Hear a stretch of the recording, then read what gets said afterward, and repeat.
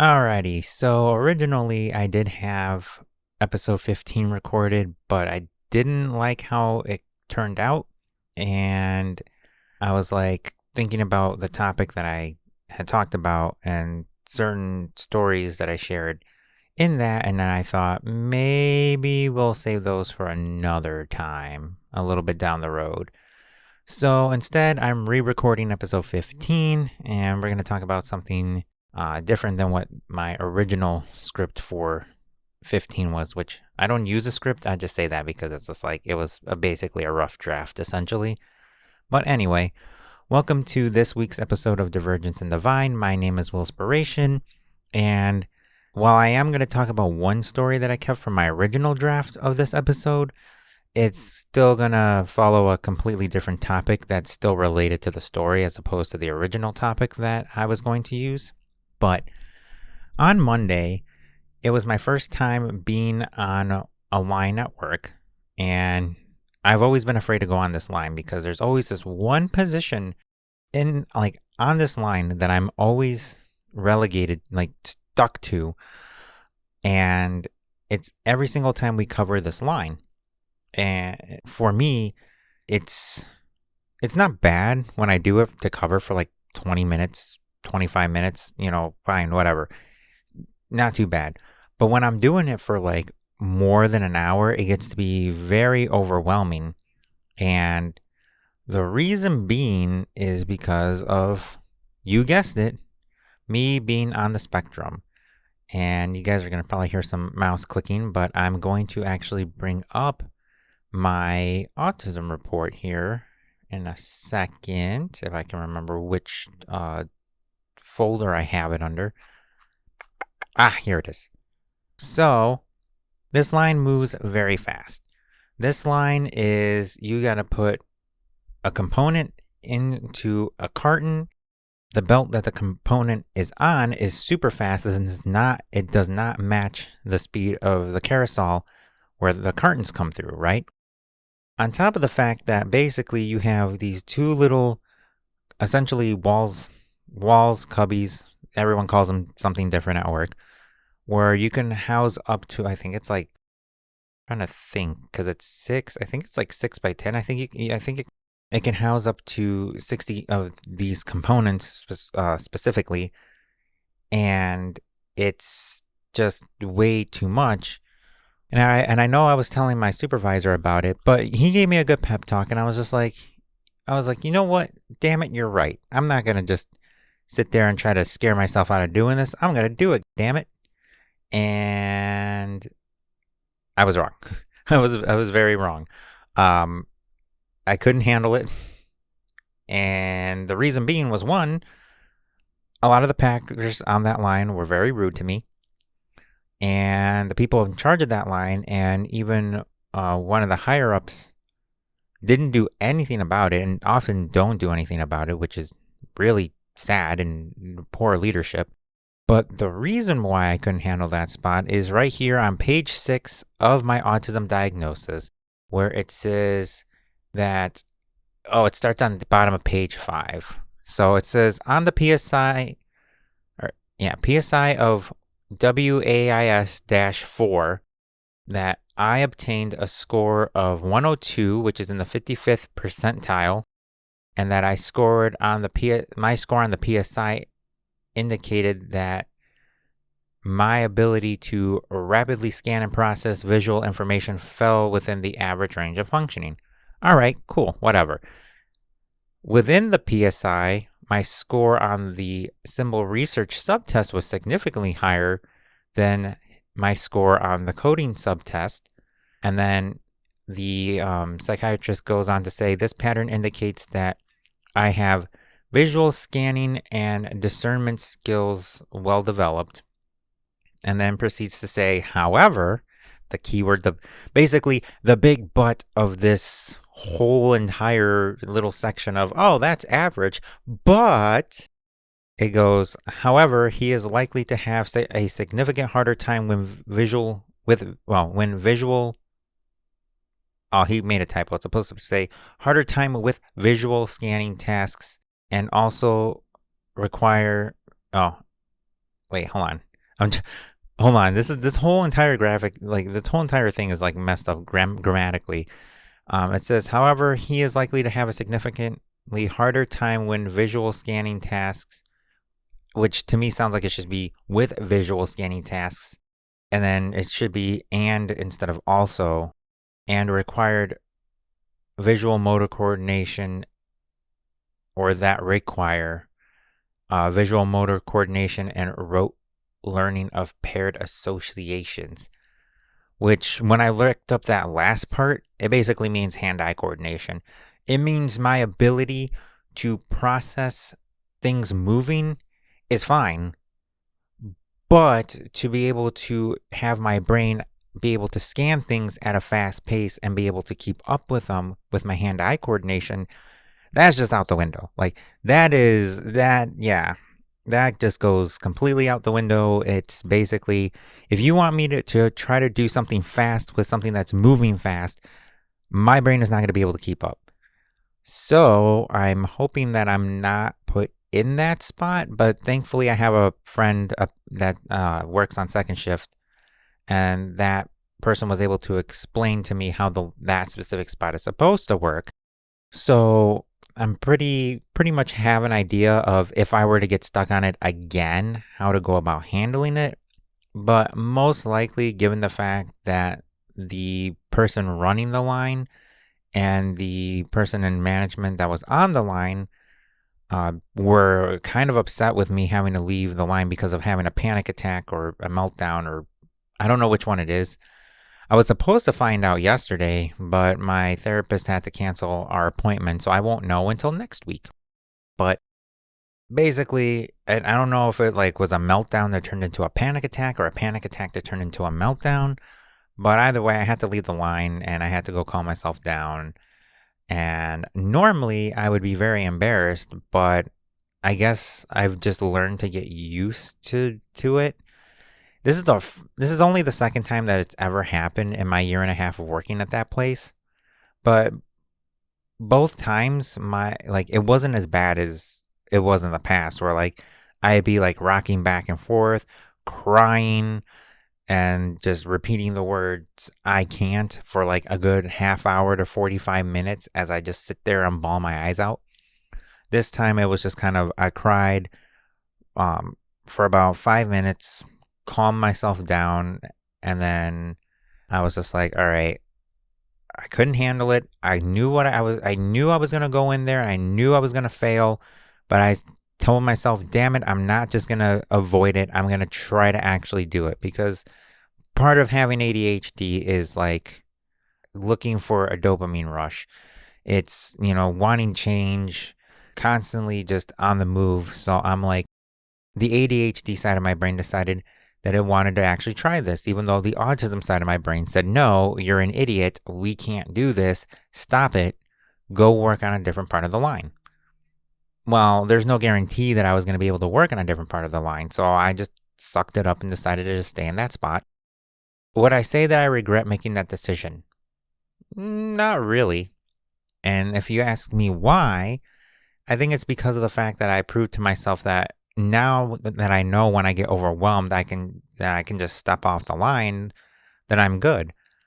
But at the same time, the main driving component for the meltdown in the first place was because of the rude packers that are on that line that aren't being, disciplined for their crappy attitudes. And that shows poor leadership.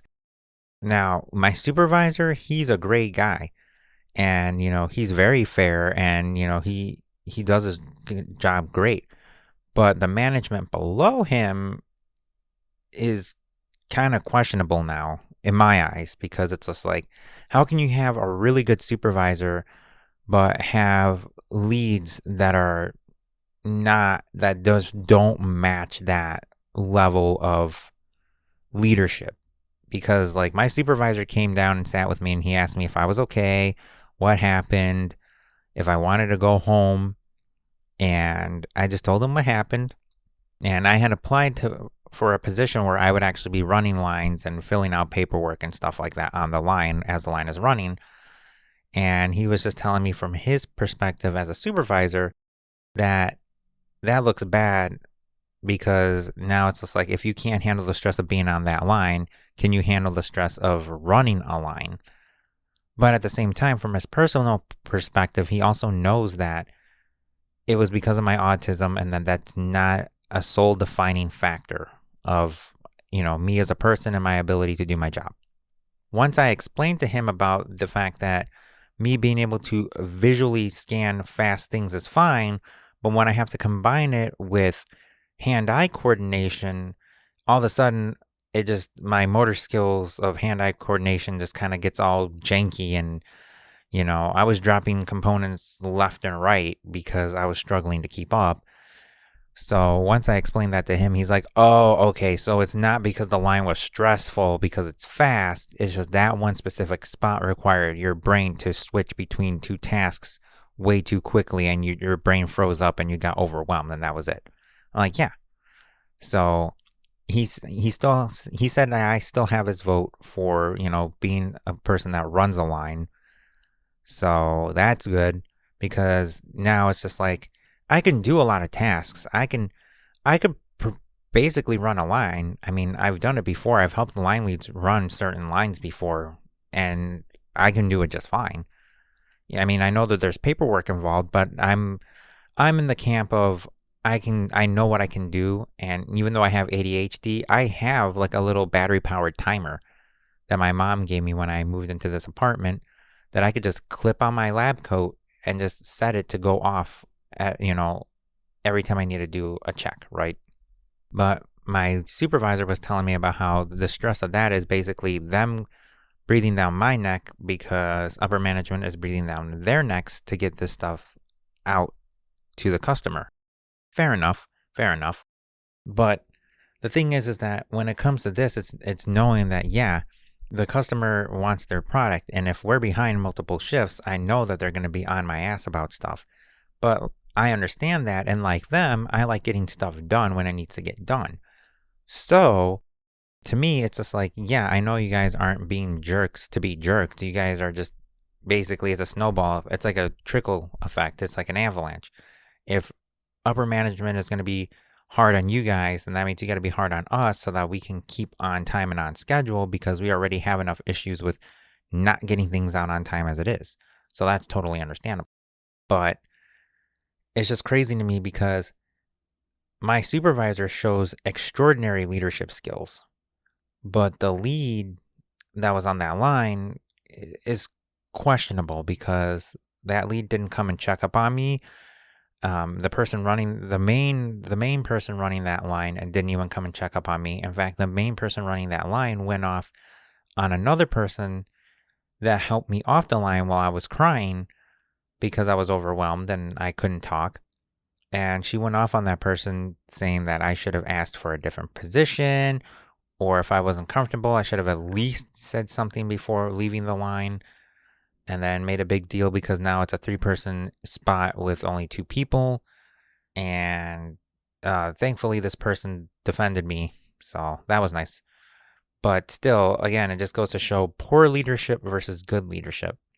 So if you're ever looking for anything that kind of just says, this place has good leadership, that's the kind of stuff you want to look out for.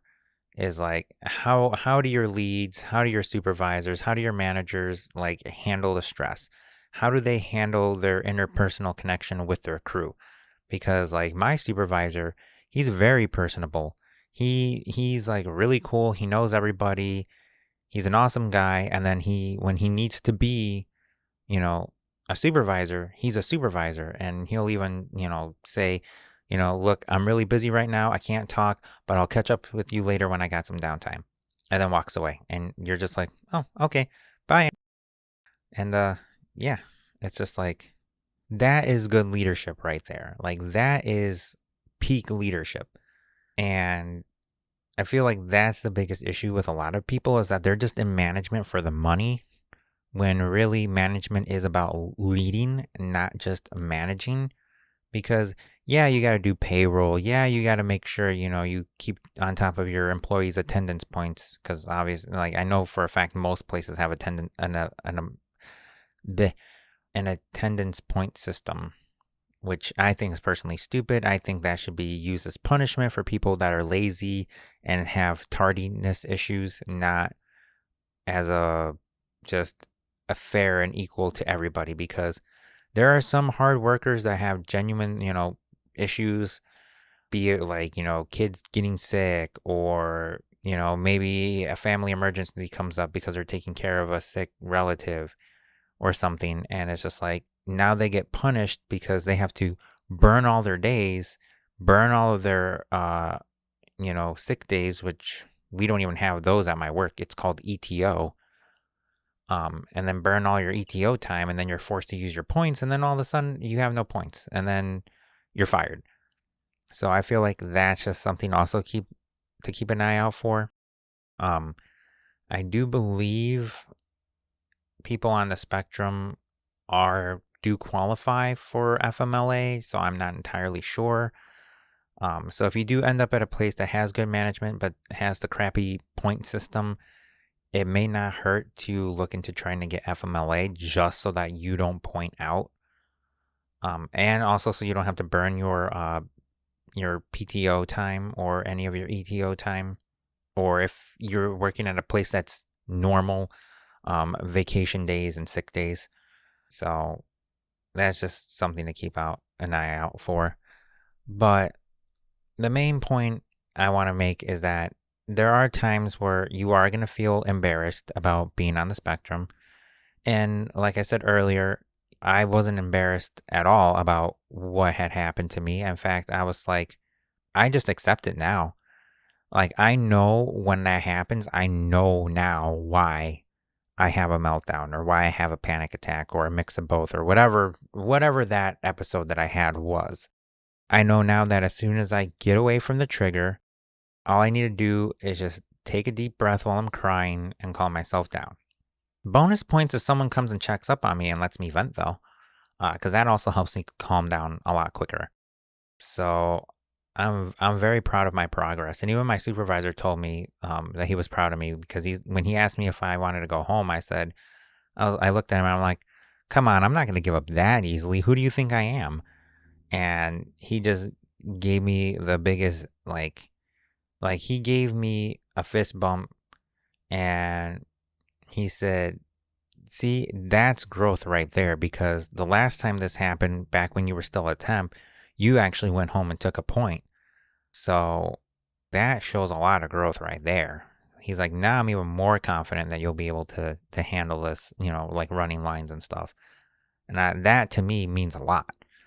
So it's hard to not be embarrassed when your autism comes out, because people look at you like you're weird, and they look at you like, well, then why are you working if you can't handle the stress?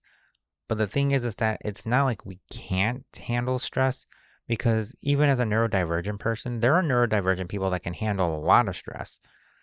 But it's different when it comes to stress from doing things, and then being stressed and overwhelmed because of your autism and, like sensory issues or hand-eye coordination issues in my case.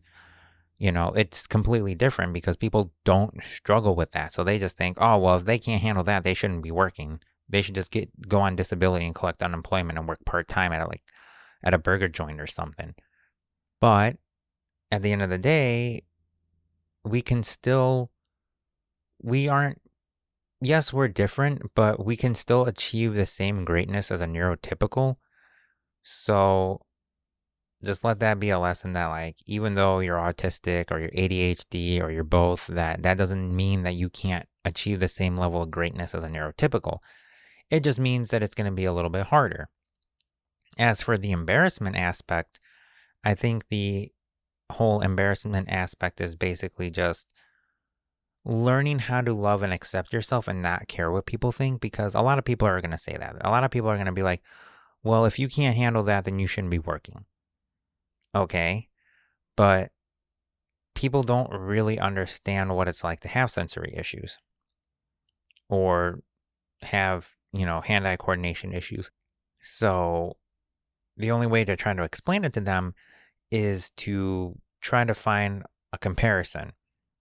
Like, well, I don't I don't know any comparisons that I can think of off the top of my head, but the whole idea is basically if you can find a way to compare your sensory issues and how overwhelmed you feel and try to have them think of a time where they felt overwhelmed and they got angry, be like, it's like that, but replace your anger with severe anxiety. And then if they don't have anxiety issues, they'll be like, what's that? I'll be like, okay, since you don't have anxiety issues, let's walk that back. Instead of replacing it with severe anxiety, replace it with fear. Because that's basically what anxiety feels like in a way, just not as intense unless you're having a panic attack. So now imagine having that every time something makes you feel overwhelmed.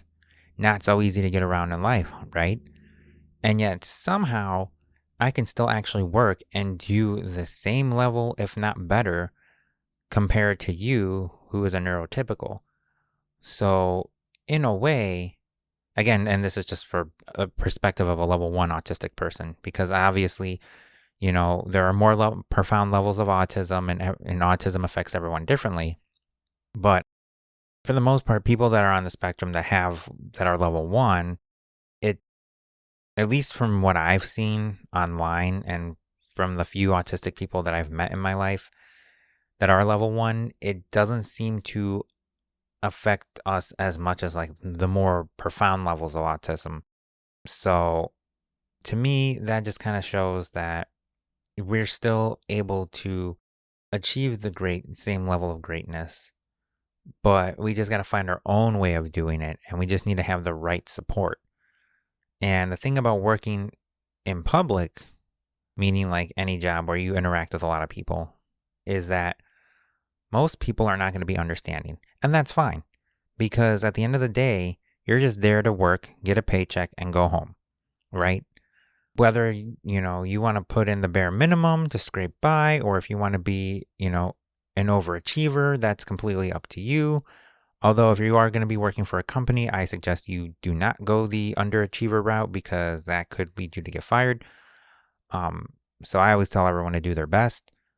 But at the end of the day, it just goes to show that we can do the same level of work, or even better sometimes for, a few of us, than the average neurotypical.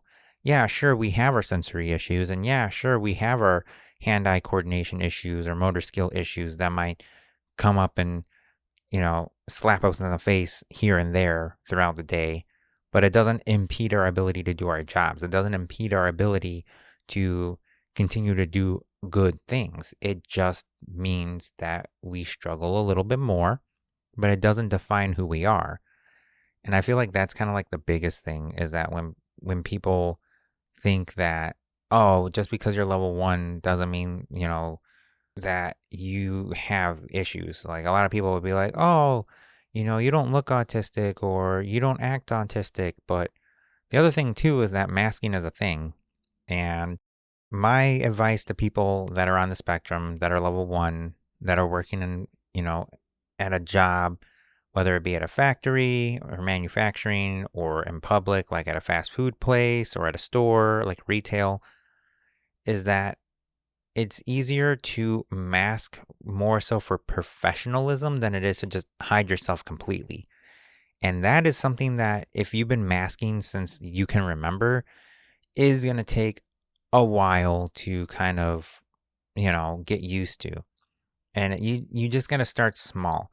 So you just got to start with, some small stimming, like, maybe like rocking back and forth, like on the ball of your foot, and then like putting your weight on the back of your heels, or, maybe just like twisting your body around like you're trying to like stretch your back and your side muscles. Or even just, I don't know, any small movement. I mean, like sometimes I'll spin around in a circle for no reason, just because I feel like stimming, like I need a stim, and I'm just like, I feel like doing a little silly stim. So rather than just pacing around in a circle, I'm just gonna sit and spin on one foot and I'm just going to spin in a circle real quick. Spice things up a little bit. But like little stims like that are like kind of, it makes, it's not as like odd, is a good way to kind of start exposing people to stimming. And then when they go, "What are you doing?" You go, "Oh, I'm stimming." "Oh, what's stimming?" Basically, because I'm autistic and, sometimes things can be overwhelming for me, stimming is a way for me to help keep myself grounded and calm. And then if a neurotypical needs an example, be like, it's like when someone that's not autistic drums their fingers when they're bored, or bobs their foot up and down anxiously when they're sitting down because they're waiting to get out because they're impatient and they need something to calm down. That's a stim. Everybody stims, we just do it more. And they're like, "Oh, okay." And then as you kind of get more comfortable with it, then you start stimming more and you start doing hand flaps and things like that, or whatever your favorite stim is. And then people will just look at you and be like, "Oh, is that another form of stimming?" And then you just go, "Yeah." And they're like, "Oh, okay." Simple as that. Now, granted, not everybody, like no one or everyone is the same. So some people may not be as accepting of stimming, but at least it makes you more you. And then the more you do it and realize, even if there is like one or two people at your job that accept you for your stimming, then you go, "You know what? If they can accept me for my stimming and accept that that's a part of me, I don't feel as bad being myself anymore." And then you just kind of start learning to, be yourself more. And then you only mask for the sake of professionalism versus masking entirely because you're afraid of what people are going to say about you. So I feel like that's the reason why I wasn't embarrassed when everything that happened on Monday happened, because of the fact that it's like, okay, well, a lot of these people on Weekend already know that I'm autistic. A lot of them already know that I stim. So it's not like it's a big secret. It's not like, "Oh my gosh, what's wrong with him? He's, weird. He's this, he's that." It's like, no. It's like, "Oh, he's autistic. Maybe he shouldn't be working." Okay, yeah, well, you know what? Fuck you too, but I got bills to pay, so sorry. You're just gonna have to fucking deal with it.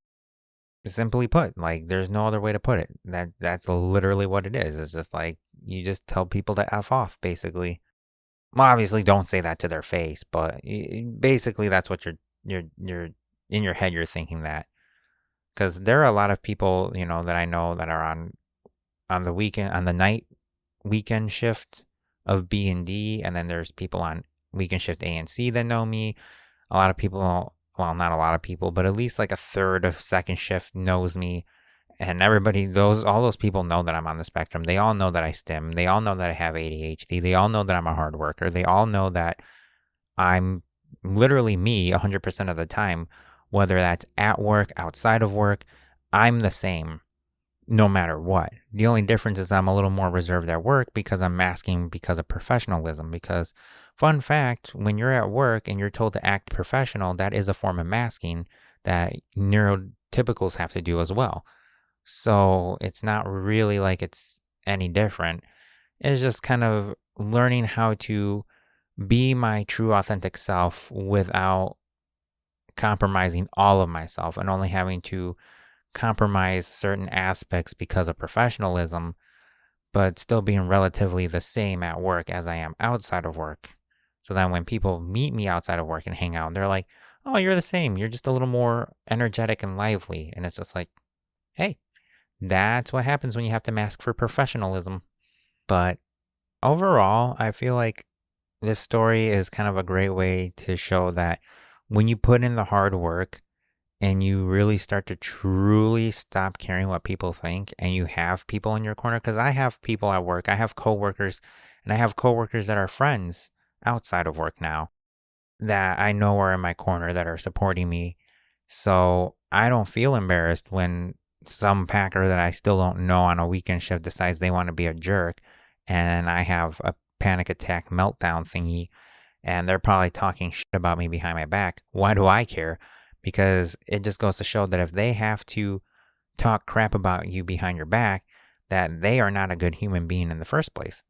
Whether that's because they have their own issues at home or with themselves or both, it doesn't matter, and it is unfortunate. But if they have issues going on outside of work, they really need to learn how to resolve that or go see a therapist, because, being rude to people is not, it goes against basic human decency 101, in my opinion. And then there are just some people that are just genuinely born evil and mean spirited. So there's nothing you can really do about those kinds of people. They're just born bitter. So you just kind of learn to ignore them. But I think at the end of the day, when all is said and done, being your true authentic self will help you a lot more than you realize. You just got to introduce the people that you work with on a daily basis and that you have in your life on a daily basis to that stuff slowly, and then kind of let them, kind of pique their curiosity and explain it to them. Because then once you do that, you can be more of yourself. And when you're more of yourself, then everyone thinks, oh, wow, you're cool. Just, again, don't let yourself get used. Like, don't let people take advantage of you, because, some people will. So you just got to kind of learn how to discern that for yourself, which, obviously when you're on the spectrum is pretty hard, because it's easy to just take things at face value, because you don't really question anything. You don't really, subtle body cues and, like body language and things like that is already hard enough to understand. But if there's one thing that I think is that a lot of us on the spectrum, I think we just have a higher level of intuition. So if your gut is telling you that something's off about that person, be wary. And even sometimes if your anxiety is just making you wary of somebody, don't trust your anxiety completely, but don't rule it out either, because it could also be that your intuition about someone is off and it's making you anxious. So never rule out anxiety, but don't jump to anxiety as like the first root cause of like, oh, this person's bad.